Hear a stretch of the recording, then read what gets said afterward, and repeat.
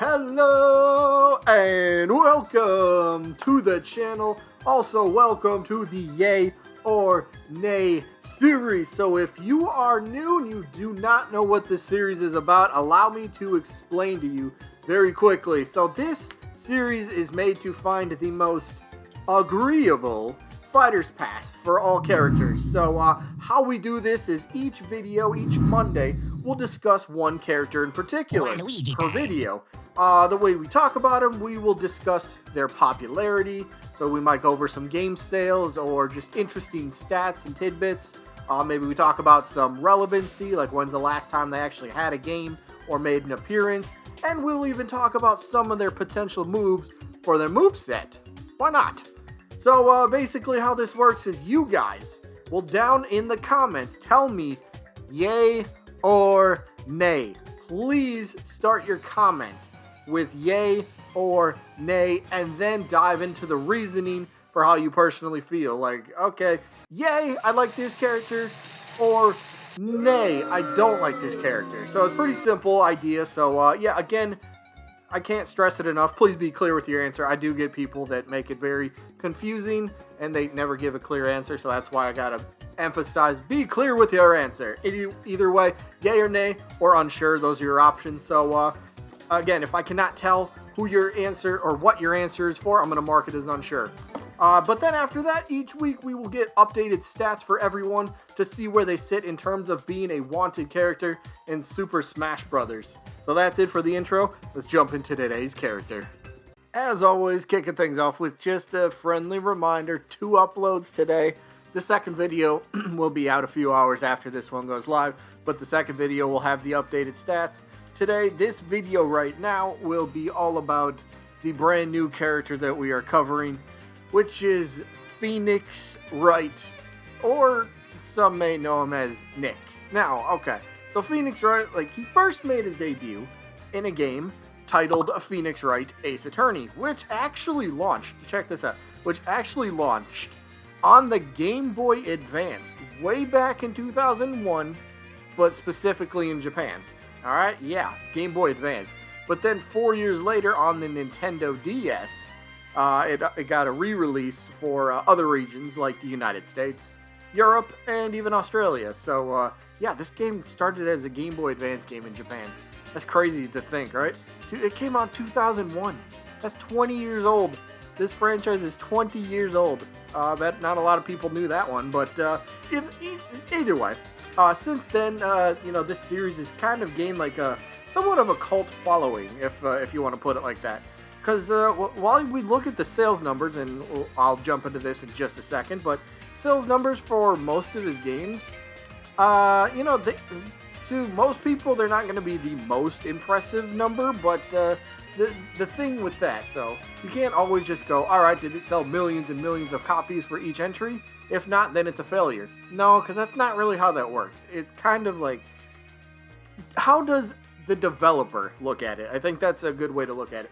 Does a developer, do they make their money back plus some? So that's kind of like, hey, this sells. So if it's going to sell and still make us money back in the process, then yeah, this is a success. And that's kind of what this series has done.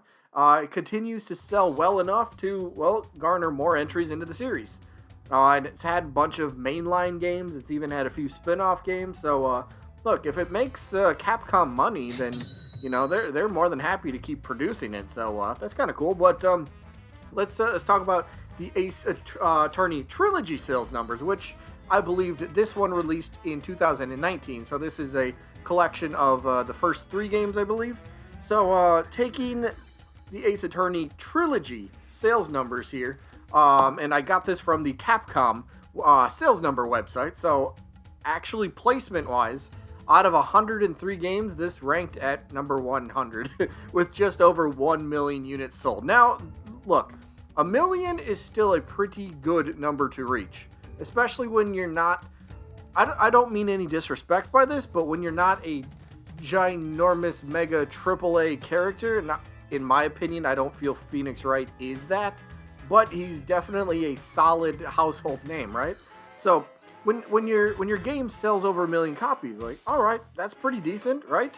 And especially, you got to think of it. These were old games. Like, remember, the original Ace Attorney game came out in 2004 for the Nintendo DS. So that's like 15, 16 years old that these games are being remade. And people are still buying it, which, like, that kind of speaks to itself, right?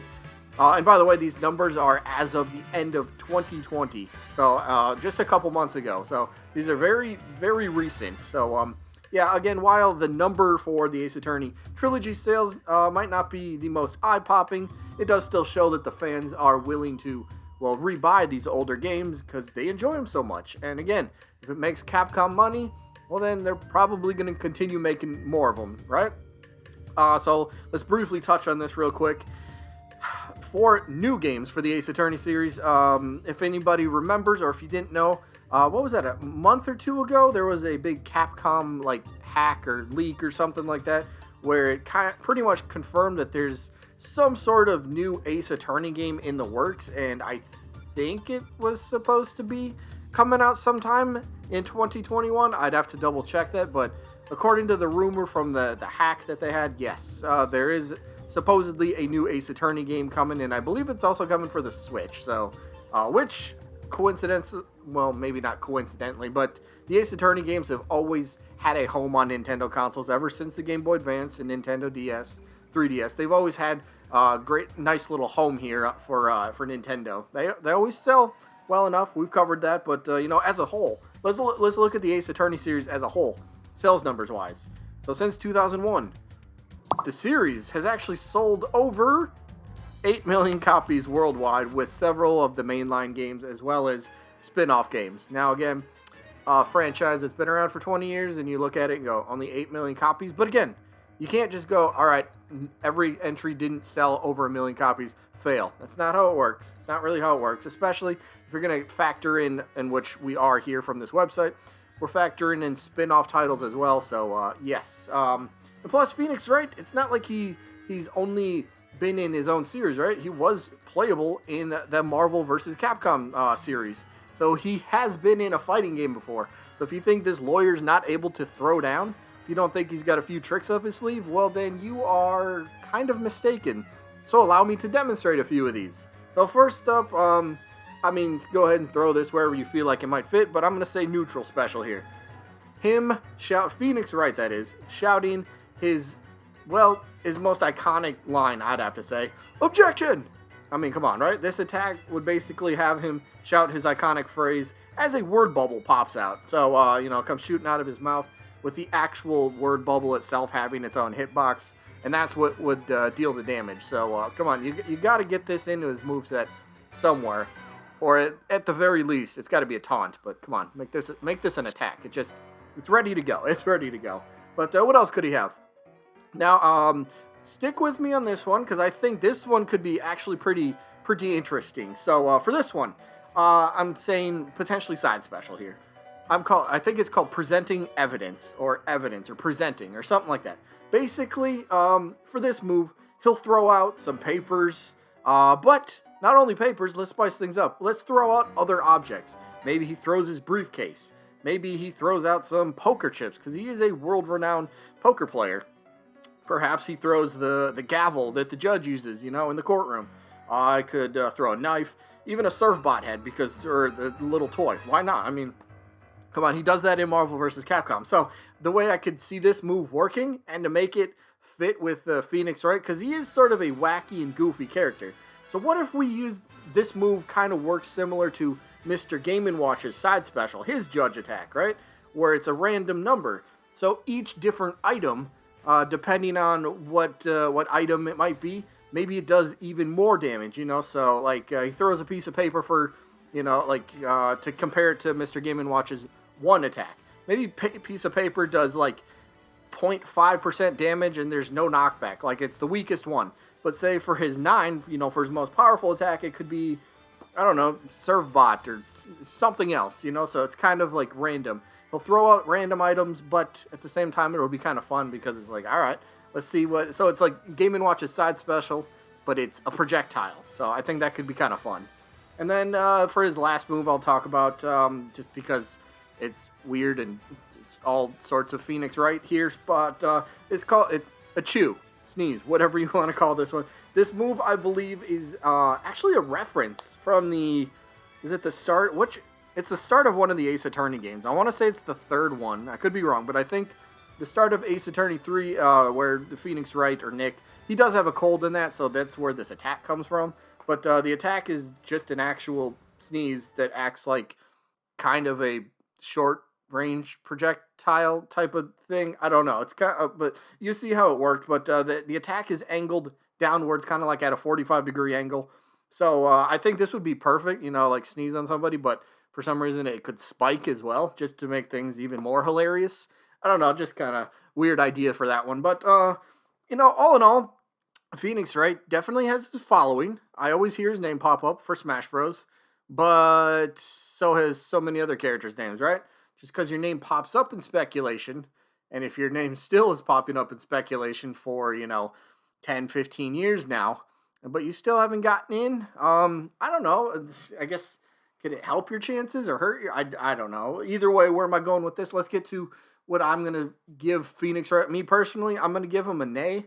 He's never, I'm not rooting against the character, but it's the Phoenix Wright games, the Ace Attorney games, I've never really gotten into. It's not my sort of game where I'm kind of like, yes, I need another one. Let's go again, keep playing.